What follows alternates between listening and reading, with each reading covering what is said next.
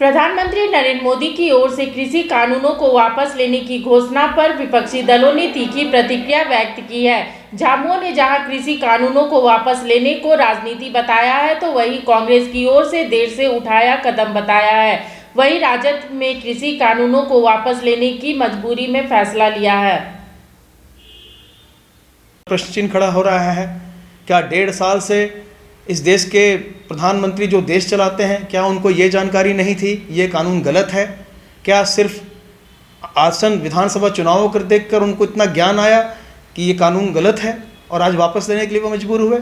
ये सब चीज़ें जो है वो सवालों के घेरे में है ये बातें। और मुझे लगता है कि इस देश का हर व्यक्ति इतना जागरूक हो चुका है और समय और विचार और उसकी अभिव्यक्ति करने के समय को समझता है। और मुझे लगता है कि लोग समझ रहे हैं कि इसके मायने कोई देश के साथ, जो किसानों के साथ, कोई ऐसा नहीं कि उनकी आत्मीयता बढ़ गई है। राजनीतिक तौर पर इसका इस्तेमाल किया गया है, इस दिन और समय को चुना गया है। और उनकी संभावित जो दिख रही, उनको जो रिपोर्टें आ रही थी पंजाब और उत्तर प्रदेश से, उनको जो वहाँ पर विषम परिस्थितियों का सामना करना पड़ रहा है और उत्तर प्रदेश जैसे बड़े राज्य को हारने की संभावित हार को देखते हुए जो वो उन्होंने सोचने के लिए मजबूर किया कि किसान आंदोलन को हमें वापस लेना चाहिए। और मुझे लगता है कि ये कोई आज देश में किसान जब उस निर्णय को लेने के बाद भी अगर ये शंका जाहिर कर रहे हैं कि हम लोग अभी वापस नहीं लेंगे, हम लोग पहले संसद में जब पास हो जाएगा तब लेंगे, ये बहुत बड़ी दुखदायी स्थिति कि देश के प्रधानमंत्री के बोलने के ऊपर, राष्ट्र के नाम संबोधित करने के बाद भी उनकी बातों पर लोग भरोसा नहीं कर रहे हैं। तो वो सबसे बड़ा चीज़ जो है आज के दिन ये भरोसा टूटने की है, और वो देश के प्रधानमंत्री पर। ये बीजेपी के नेताओं को सोचना चाहिए कि आज के कुछ समय तक देश के किसानों को वो कभी खालिस्तानी आतंकवादी के नाम से सुशोभित कर रहे थे। और बड़ा दुखदायी स्थिति होती है कि आप किसी भी आंदोलन को दबाने के लिए आप पहली बार इस देश में प्रयोग हो रहा है छल कपट का, ये अच्छी स्थिति नहीं है। ये वही किसान थे, पंजाब के मैक्सिमम किसानों के पुत्र जो है वो सीमा पर आर्मी में है और देश की रक्षा के लिए अपनी कुर्बानी दे रही हैं। आए दिन वो मुठभेड़ में जम्मू कश्मीर में मारे जाते हैं, लेकिन उनके पिता को खालिस्तानी कहना, आतंकवादी कहना, मुझे समझ नहीं आता कि उनके प्रवक्ता जो हैं किसके गाइडलाइन पर कह रहे थे। अगर वो सही में खालिस्तानी थे, आतंकवादी थे, तो मुझे लगता है कि जितना एक महाराष्ट्र जैसे राज्य में एक गांजे का धुआं छोड़ने वाला एक व्यक्ति के ऊपर जितने संजीदगी के साथ एनसीबी कार्रवाई कर रही है, तो कार्रवाई होनी चाहिए थी, यहाँ पर जांच होनी चाहिए थी कि खालिस्तानी आतंकवादी हैं। और अगर ये बात गलत थी तो क्या किसी प्रवक्ता को इस बात के लिए हटाया गया कि आपने गलत बातों का उपयोग किया है? इस देश के जो देशभक्त लोग हैं उनके बारे में आपने गलत बोला है। मुझे लगता है ये देश में पहली बार इवेंट्स के माध्यम से सरकार चल रही है और उसी का इवेंट का हिस्सा है। उस पात्र के रूप में प्रधानमंत्री सामने आए हैं और उन्होंने किसान आंदोलन को वापस लेने की घोषणा की है। फिर भी किंतु परंतु नहीं करते हुए, ये मानते हुए कि किसान एक ताकत के रूप में इस देश में उभरे हैं और लोगों को पता चला इस बार कि किसान भी एक देश में ताकत है और बहुत बड़ी ताकत है, जिसने देश के बनाए संविधान के अंदर कानून को, राष्ट्रपति से पास किए कानून को जो जनता के ऊपर आपने घमंड के साथ उसको लागू किया था, उसको वापस करने के लिए आपको मजबूर किया। ये देश लोकतंत्र से चलता है, हठ धर्मिता और घमंड से नहीं चलता है। ये आज के दिन साबित हो गया है। मैं ये कहना चाहता हूँ। देखिए, कहावत है कि बहुत देर कर दी हुजूर आप आते आते। तो कृषि कानून बिल, जिसको काला कानून बिल के नाम से हम लोग नाम दिए थे, उसमें बहुत देर कर दिया इन्होंने, क्योंकि तो हमारे देश के अन्नदाता का सवाल था और इस तरह का बिल लाया गया। इसके लिए इतना बड़ा आंदोलन करना पड़ा हमारे देश के किसानों को।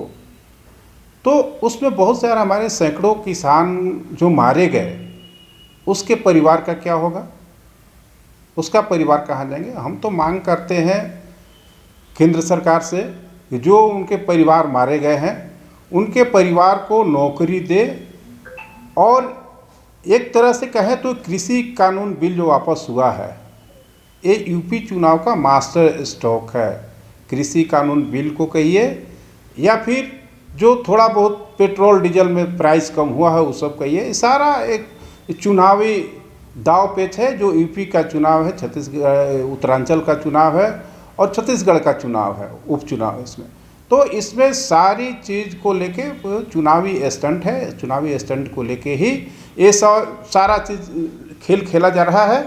और बाकी एक किसी के प्रति सोचा नहीं है, ये किसानों के प्रति सोच के कम नहीं हुआ है। अगर किसानों के प्रति उनकी सोच रहती तो इस तरह के बिल को लाया नहीं जाता। और फिर से जब यूपी चुनाव होगा, चुनाव खत्म हो जाएगा, फिर से वही अडानी और अंबानी इनके मालिक होंगे और जैसे वो कहेंगे वैसे हमारे देश के प्रधानमंत्री नरेंद्र मोदी जी करेंगे। केंद्र की सरकार ने जो तीनों कृषि काला कानून वापस लिया है, यह किसानों की एकता की जीत है। और आने वाले दिनों में इसी तरह का एकजुटता देश के नागरिक अगर रखेंगे तो ये जन विरोधी, गरीब विरोधी मोदी सरकार को उखाड़ कर फेंका भी जा सकता है।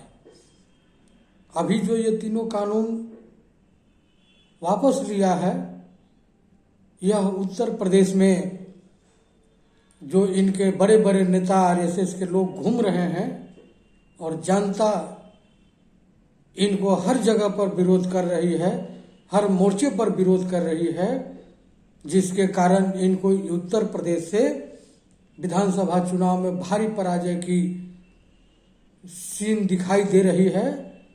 और पहले भी मैंने कहा है साथियों कि यदि भारतीय जनता पार्टी को झुकाना है, उसको उस रास्ते पर लाना है, तो वोट का चोट करना होगा। अभी हिमाचल प्रदेश के एक लोकसभा और 3 विधानसभा के उपचुनाव को आपने देखा, वहां की जनता ने धूल चटा दिया भारतीय जनता पार्टी को और एक लोकसभा और 3 विधानसभा में भारी पराजय भाजपा को मिली, जो सभी सीटें भारतीय जनता पार्टी की थी। यहाँ तक कि एक विधानसभा में तो जमानत तक जब्त हो चुकी है भाजपा की, जो उनकी अपनी सीट थी। इसलिए साथियों, ये काला कानून जब तक संसद से वापस लेने का प्रस्ताव पास नहीं होता है, तब तक किसानों को चैन से नहीं बैठना चाहिए। और आने वाले उत्तर प्रदेश सहित अन्य राज्यों के विधानसभा चुनाव में इनको वोट का चोट पूरे झटके के साथ देना होगा, तभी ये सबक सीखेंगे। इनके सुधार का एक ही उपाय है, इनको झुकाने का एक ही उपाय है कि वोट की चोट किया जाए इनके ऊपर, तभी ये रास्ते पर रहेंगे। नहीं तो ये लोगों को सिर्फ जाति और धर्म के नाम पर लड़ाते रहेंगे और अपना उल्लू सीधा करते रहेंगे। धन्यवाद। प्रधानमंत्री मोदी द्वारा किसान विरोधी 3 कृषि कानूनों का वापस लेने का फैसला महज एक चुनावी जुमला है। एक राजनेता और किसान का पुत्र होने के नाते प्रधानमंत्री का यह ऐलान अच्छा लगा, पर इसे देर आए दुरुस्त आए तो हरगिज नहीं कहा जा सकता है। केंद्र सरकार ने बहुत देर कर दी। साल भर के दौरान किसानों को बहुत सताया गया। किसानों के कई जरूरी सवाल आज भी जैसे का तैसे खड़ा रह गया है। प्रधान कॉर्पोरेट प्रिय लोगों, किसानों के आंदोलन को विश्व इतिहास का सबसे लंबा और लोकतांत्रिक जन आंदोलन माना गया है। लोकतांत्रिक और शांतिपूर्ण आंदोलन के दौरान 600 से अधिक किसानों को विभिन्न कारणों और परिस्थितियों से अपनी जान गंवानी पड़ी। किसानों की यह शहादत भी इतिहास में दर्ज हो चुकी है। राष्ट्रीय कांग्रेस पार्टी लगातार इसके लिए आंदोलन करते रही और इस आंदोलन में हमारे कांग्रेस पार्टी के भी कई नेताओं को पर भी उसमें केस मुकदमा हुआ।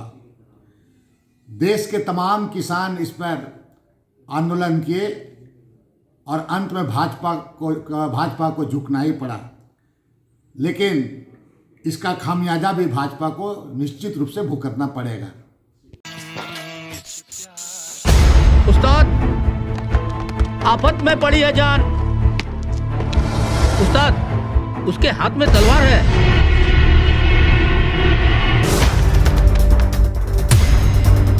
तलवार का मुकाबला पाइप से।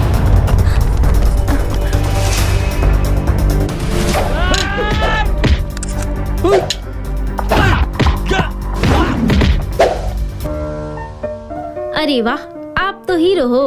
हीरो मैं नहीं, ग्लाइको पाइप है। अरे बॉस का कॉल। हेलो, आज का हेडलाइन क्या है? आज का हेडलाइन तो ग्लाइको पाइप है सर। ग्लाइको पाइप, हम चुकाते हैं एक एक बूंद की कीमत।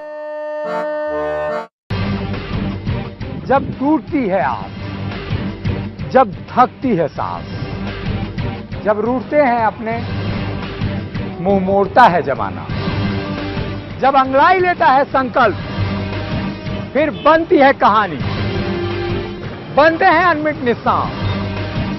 देखिए मेरे साथ मुखर संवाद